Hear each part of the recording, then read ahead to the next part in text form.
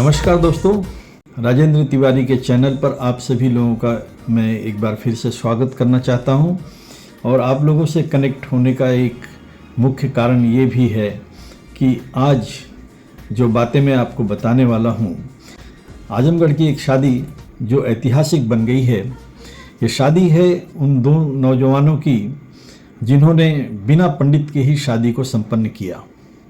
Human rights के राष्ट्रीय अध्यक्ष रविशंकर यादव और आस्था, इन लोगों ने अपनी शादी को कुछ अलग प्रकार से ही अंजाम देने के बारे में कुछ सोचा और वाकई में उन्होंने एक इतिहास बना दिया।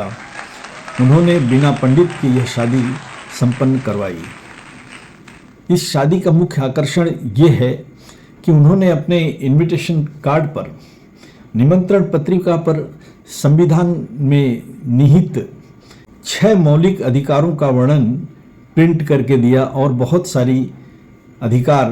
सारे अधिकार जो हम लोगों को प्राप्त हैं, जिनकी जानकारी हमें नहीं है या आम इंसान को नहीं रहती है, ये सारी बातें उस इनविटेशन कार्ड में भी प्रिंट थी। इस लिहाज से देखा जाए तो यह शादी एक ऐतिहासिक ज़रूर बनती है। और आपको बता दें, यह शादी 17 नवंबर 2024 को आजमगढ़ में कंदरा गांव में संपन्न हुई। और इस शादी में बहुत ही सीधे साधे तरीके से, ना ही डीजे का शोर, ना ही किसी पंडित के मंत्रोच्चार, ये सारी खूबियां जो हर शादी में एक ज़रूरी अंग माने जाते हैं, इन सभी को दरकिनार करते हुए उन्होंने अपनी शादी को सीधे साधे तरीके से लोगों के सामने बिना 1 रुपया दहेज का लिए उन्होंने अपनी शादी को लोगों के सामने एक मिसाल बना करके पेश किया है। इस शादी का वीडियो इतना वायरल हो गया कि मैं इसके बारे में बताने के लिए आप सबको खुद अपने चैनल पर आया हूं। और मैं चाहता हूं कि आप लोगों के सामने भी जो मेरे दर्शक हैं, जो मेरे व्यूवर्स हैं, सब्सक्राइबर्स हैं, उन सभी को भी इस बात की जानकारी मिले ताकि वो भी ऐसे ही आचरण कर सकें। आइए हम देखते हैं इस शादी के कुछ झलकियां।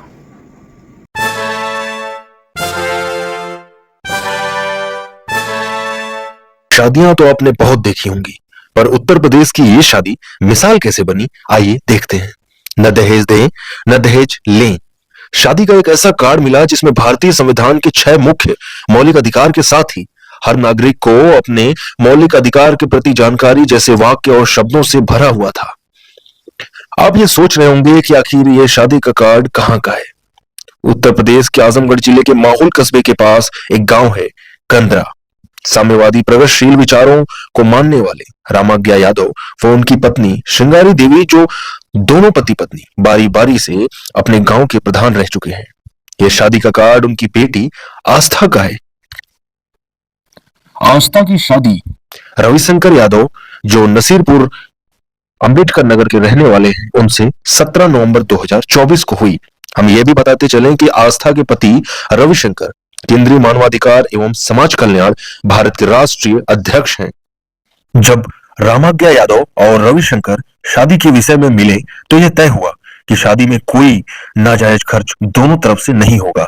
और यह भी आपस में तय हुआ कि प्राचीन हिंदू विवाह और अब के समय में बहुत बदलाव आया है और मेहमानों के बीच लिखित शपथ लेंगे। और ठीक वैसा ही हुआ भी।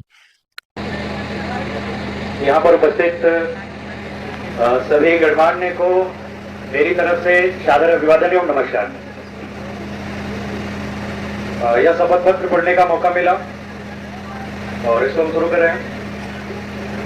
हम रविशंकर यादव पुत्र श्री राजेंद्र कुमार यादव व आस्था यादव पुत्री श्री रामाज्ञा यादव देवतुल्य उपस्थित गणमान्य लोगों के समक्ष शपथ लेते हैं कि हम दोनों संवैधानिक व सामाजिक मूल्यों की रक्षा हेतु कृत संकल्प हैं। आज से हम पति पत्नी के रूप में घर परिवार समाज की निष्ठापूर्वक सेवा करते हुए विकास कार्य करेंगे एवं भारत के संविधान व मूल अधिकारों कर्तव्यों का निर्वहन करेंगे। साथ ही साथ